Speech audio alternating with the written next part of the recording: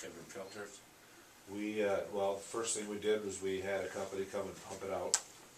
We had them steam the inside and clean out as much of the, there was just junk sediment at the bottom of the tank. And, they got a lot of it, but they didn't get all of it.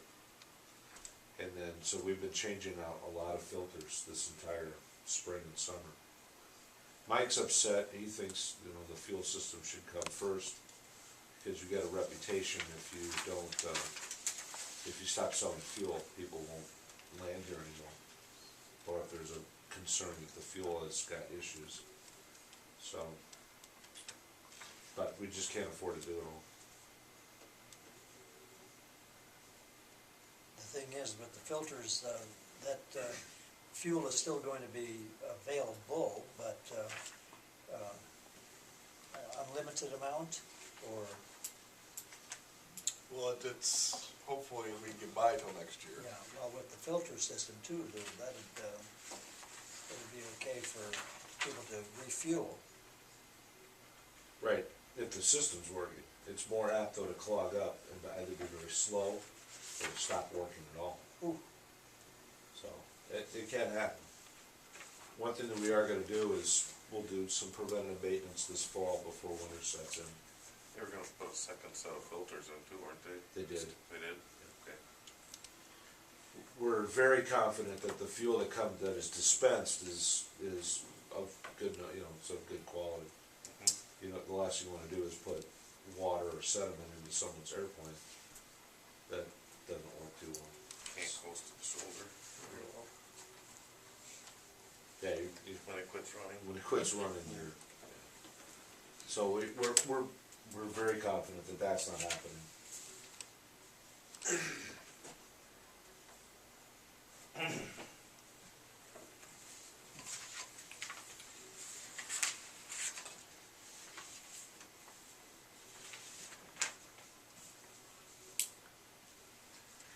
What's the council's pleasure?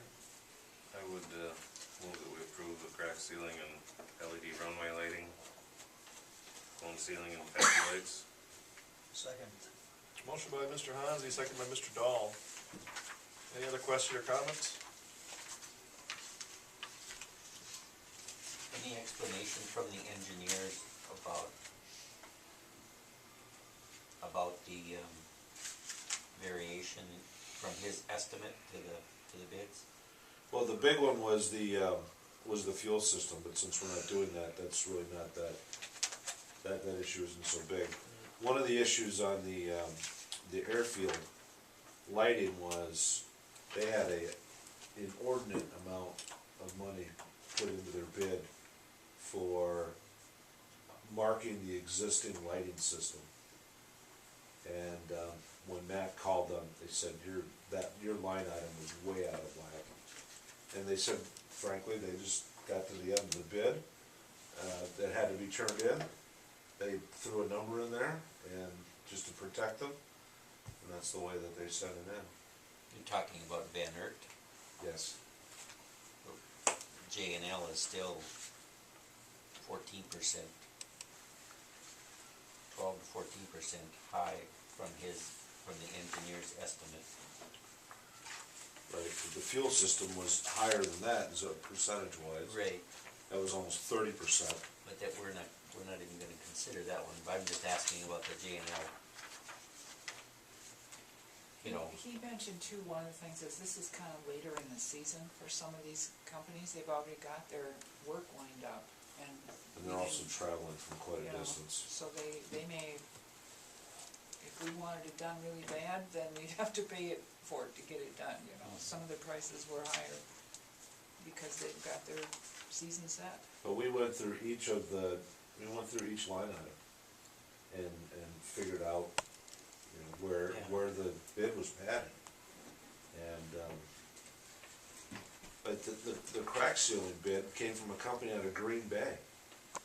It's crazy. There should have been dozens of companies that would be willing to bid it from Minnesota.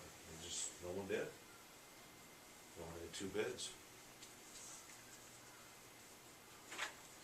and I guess I'm just wondering why you know, why He blew it. why the engineer's estimate was, His estimate, he's the first to admit it, his estimate didn't take into account the lateness of the project and the fact that not very many companies bid on it. You know, it was out for an appropriate amount of time. It was in the Builders Exchange in Minneapolis and Rochester, and I think La Crosse. So anybody who does this kind of work saw that the work was out there. They just chose not to bid on it. Even our local contractor didn't bid on the electrical. He was confused about the time that the bid was required the airport to be closed. But they cleared that up by email before the bids, and they just decided not to bid the project anyway.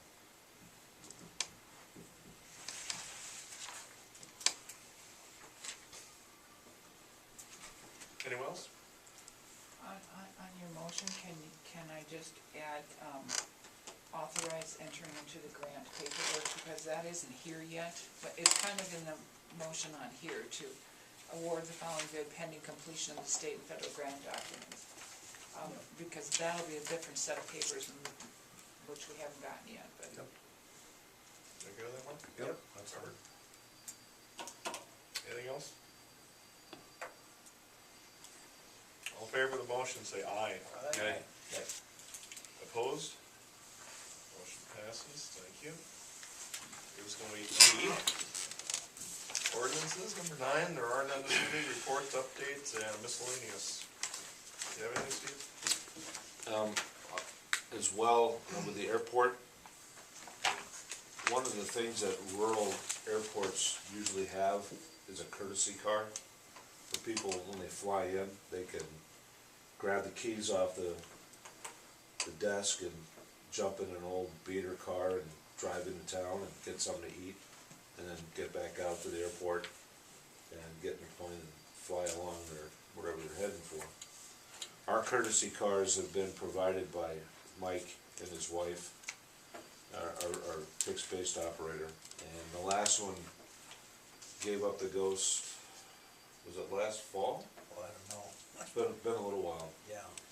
and they no longer have a used car. They've been just, instead of trading in, they take their oldest car and make it the courtesy car. So they don't have one, and they were asking the city or someone to help them. If a car was donated to them, they would insure it and they would hold title to it. I have a problem from the city standpoint because, number one, I don't want to look like we're buying Mike a car, and number two is the liability portion of just having a car up there that anybody can get the keys from. Now, to say anybody, it's generally pilots, because not everybody knows the code to get inside the building where the keys are. Pilots do. So what I'm trying to do is to get the business community to step up. Mike figures about a $1,500 car is what he's looking for, nothing fancy. In fact, a lot of the pilots like to brag about a hunk of junk that they drove, you know, at such and such an airport, and they kind of brag to each other about that kind of thing. So it certainly doesn't need to be anything fancy, but we're going to try to reach out to the business community because it's really in their best interest that there's a linkage between the airport and the restaurants or the grocery store or whoever else. But in the event that we can only raise a certain amount of money, my thought was to take it to the EDA and to see if they would consider a micro grant for $500 to fill the